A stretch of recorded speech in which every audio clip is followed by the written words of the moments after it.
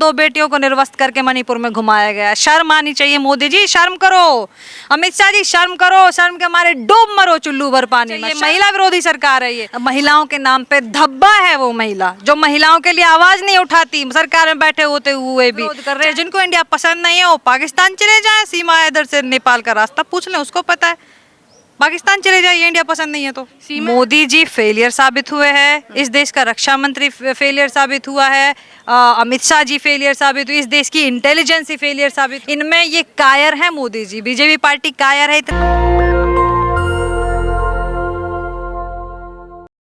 आज हमारे साथ एक महिला मौजूद है जिनका नाम है नेहा खान। जिस तरह से लोकसभा चुनाव को लेकर दोनों पक्ष, सत्ता और विपक्ष जो दल है वो लगातार लगे हुए हैं, एनडीए और इंडिया जो नाम दिया गया विपक्षी दलों को लेकर, आपका क्या कुछ कहना है उस बारे में?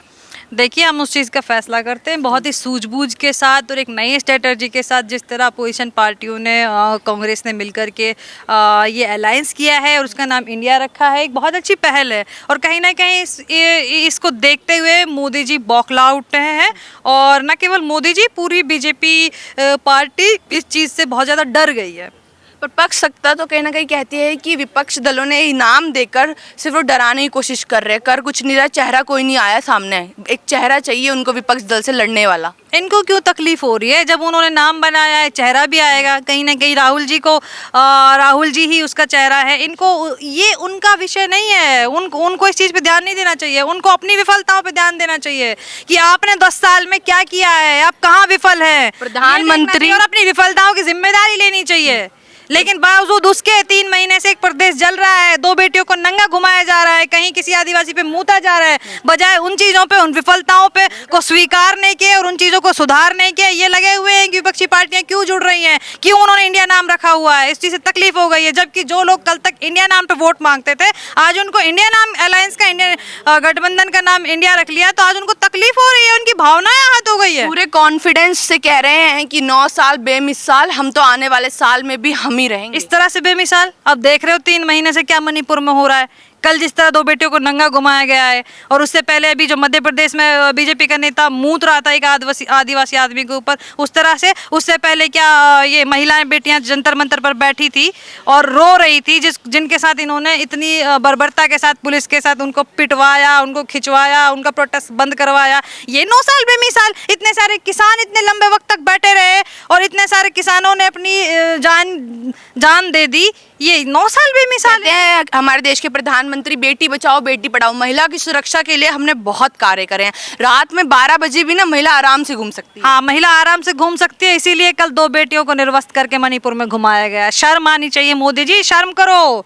अमित शाह जी शर्म करो, शर्म के मारे डूब मरो चुल्लू भर पानी में। शर्म आनी चाहिए। महिला विरोधी सरकार है ये। महिलाओं के लिए इन्होंने हित का कोई काम नहीं किया है। फिर चाहे वो ये कहीं किसी बलात्कार की बात हो, बलात्कारियों को तो ये लोग जेल से छूटते वक्त आपने देखा होगा गुजरात में बिल्किस बानो के आरोपियों को जिस तरीके से बीजेपी कार्यालय में उनका आदर सम्मान किया गया, उनको फूल मालाओं से स्वागत किया गया। वहीं आपने देखा होगा कि वहाँ जम्मू कश्मीर में इन्होंने रैली निकाली रेपिस्ट को बचाने के लिए, और इन्होंने अभी पहलवानों के मुद्दे पर इन्होंने जाट बनाम राजपूतों की लड़ाई करवाने की कोशिश की और मुद्दे का रंग बदल दिया। और उसके बाद अभी मणिपुर में 2 बेटियों को नंगा घुमाया गया, और उत्तर प्रदेश में माँ बेटियों को जिस तरह से जलाया गया, और आपने देखा होगा चाहे वो तमाम घटनाएं प्रदेश की अलग अलग जगहों की अगर मैं बात करूं, कोई एक घटना नहीं है जिसका मैं नाम लूं।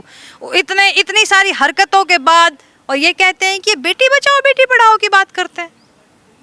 क्यों नहीं बोले? इतनी जो बेटियां इस देश का इतना सर जिन बेटियों ने मेडल लेकर के आई, इस देश का सर गर्व से ऊंचा कर दिया, मान बढ़ाया, वो बेटियां रोती रही, बिलखती रही, अपने लिए न्याय मांगती रही, लेकिन इनको कोई फर्क नहीं पड़ा। एक टिप्पणी मोदी जी ने नहीं की, और ये कहते हैं कि बेटी बचाओ बेटी पढ़ाओ।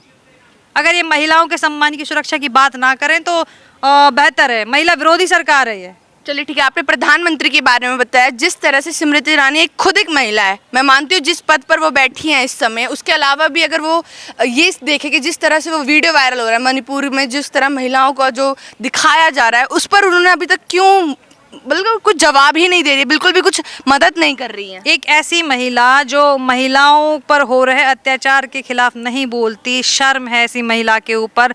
महिलाओं के नाम पे धब्बा है वो महिला जो महिलाओं के लिए आवाज नहीं उठाती सरकार में बैठे होते हुए भी, चाहे वो महिलाओं की रसोई की बात हो, जितनी महंगाई आज हो गई है, गैस सिलेंडर की बात हो, खाने के उत्पादों की बात हो, महिला यौन उत्पीड़न की बात हो, कहीं किसी बेटी को नंगा घुमाया जा रहा हो, किसी का रेप किया जा रहा हो, किसी के रेपिस्ट को छोड़ा जा रहा हो, बरी किया जा रहा हो, और एक एक अक्षर इनके मुंह से नहीं निकलता, एक शब्द ये नहीं बोलती है। ऐसी औरत के नाम पे धब्बा है। अगर वो बोलती है तो वो सिर्फ गांधी परिवार के खिलाफ बोलती है। पर मणिपुर में कहीं ना कहीं वहाँ की जो मुख्यमंत्री है वो कहते हैं कि हमने बैठक करी है, सिक्योरिटीज अलर्ट कर दी हैं, फिर भी जिस तरह से वहाँ के हालात जो है वो दिन पर दिन बदतर हो जा रहे हैं, उस बारे में क्या कहना चाहेंगे? 3 महीने से इनकी बैठकें हो रही हैं, ये कह रहे हैं कि अब ये हम कंट्रोल करने की कोशिश कर रहे हैं, ये कर रहे हैं, फिर भी कल ये 3 महीने से चल रहा है। 1 दिन नहीं, 2 दिन नहीं, 1 हफ्ता नहीं, 2 हफ्ता नहीं, 3 महीने। किस तरह से जनता को बेवकूफ बनाने का काम किया जा रहा है। और आज भी कहीं ना कहीं इंडिया से डर करके, अलायंस, अपोजिशन पार्टी के अलायंस से डर करके थोड़ा मुंह खोला है मोदी जी ने। अच्छा, विपक्षी दलों के लिए आप क्या हुआ था? विपक्षी दलों में जो इंडिया नाम रखा गया है, जो अपना यूपीआई चेंज करके उन्होंने अलायंस इंडिया का नाम रखा गया, पर कहीं ना कहीं नाराजगी तो वो भी दिखा रहे हैं, नीतीश दिखा रहे हैं, तेजस्वी, ये लोग उठ के चले गए हैं प्रेस कॉन्फ्रेंस से। नहीं, ये गोदी मीडिया चीज़ों को बढ़ा चढ़ा करके दिखा रहा है, ऐसा कुछ नहीं है। सबने इंडिया का स्वागत किया है और सब लोग इस चीज़ से खुश भी हैं। इंडिया से अगर इंडिया का कोई विरोध कर रहा है तो वो अंधभक्त बीजेपी पार्टी, और जो लोग इस देश में भाईचारा नहीं देखना चाहते, जो लोग धर्म की और लोगों में जात पात बांटने की, नफरत की राजनीति करते हैं, वो लोग इंडिया का विरोध कर रहे हैं। जिनको इंडिया पसंद नहीं है वो पाकिस्तान चले जाएँ, सीमा इधर से नेपाल का रास्ता पूछ लें, उसको पता है। पाकिस्तान चले जाइए, इंडिया पसंद नहीं है तो। सीमा हैदर के केस में भी तो अब जागी है कहीं ना कहीं एटीएस, वरना तो इतने दिनों से सो ही तो रखी थी। मोदी जी फेलियर साबित हुए हैं, इस देश का रक्षा मंत्री फेलियर साबित हुआ है, अमित शाह जी फेलियर साबित हुई, इस देश की इंटेलिजेंस ही फेलियर साबित हुई है, और अपनी नाकामियों को छुपाने के लिए तमाम तरीके की कोशिश की जा रही है। इनमें ये कायर है मोदी जी, बीजेपी पार्टी कायर है। इतनी हिम्मत नहीं है इन लोगों में कि अपनी नाकामी और विफलताओं को ये स्वीकार कर सकें, उनकी जिम्मेदारी ये ले सकें। पिछले 9 सालों में इन्होंने किसी चीज़ की कोई जिम्मेदारी नहीं ली है। कोई भी घटना हो, बड़ी से बड़ी घटना हो, कोई दंगा हो, किसी चीज़ में आकर इन्होंने उसको स्वीकारा नहीं है। आप प्रधानमंत्री, गृह मंत्री, सांसद, इन सभी लोगों पर आरोप लगा रही हैं। क्यों ना लगाए आरोप? क्यों आरोप ना लगाएं? हमारे देश की जो हालत हो रखी है, जो स्थिति है, हम क्यों आरोप ना लगाएं? जब ये लोग कोई कार्रवाई नहीं करते, अपनी जिम्मेदारी को स्वीकारते नहीं हैं, विफलताओं को नहीं स्वीकारते, तो क्यों आरोप ना लगाया जाए? कहीं ना कहीं अगर ये उन चीज़ों के खिलाफ कदम नहीं उठाते, संज्ञान नहीं लेते, कार्रवाई नहीं करते, तभी तो इस तरह की घटनाएं बढ़ती जा रही हैं दिन पर दिन। जिस तरह से मोदी सरकार लगातार जो 9 साल रही है, आने वाले 2024 में भी कहीं ना कहीं जनता जो है ना अभी भी भाजपा सरकार चाहती है। नहीं, बिल्कुल ऐसा कुछ नहीं है। 2/3 जनता बीजेपी पार्टी के खिलाफ है, और इस बार 2024 में आपको देखने को मिलेगा कि मोदी जी के हाथ से सत्ता जाने वाली है। पूरे कॉन्फिडेंस के साथ आप ये बात कह रही बिल्कुल हैं? पूरे कॉन्फिडेंस के साथ।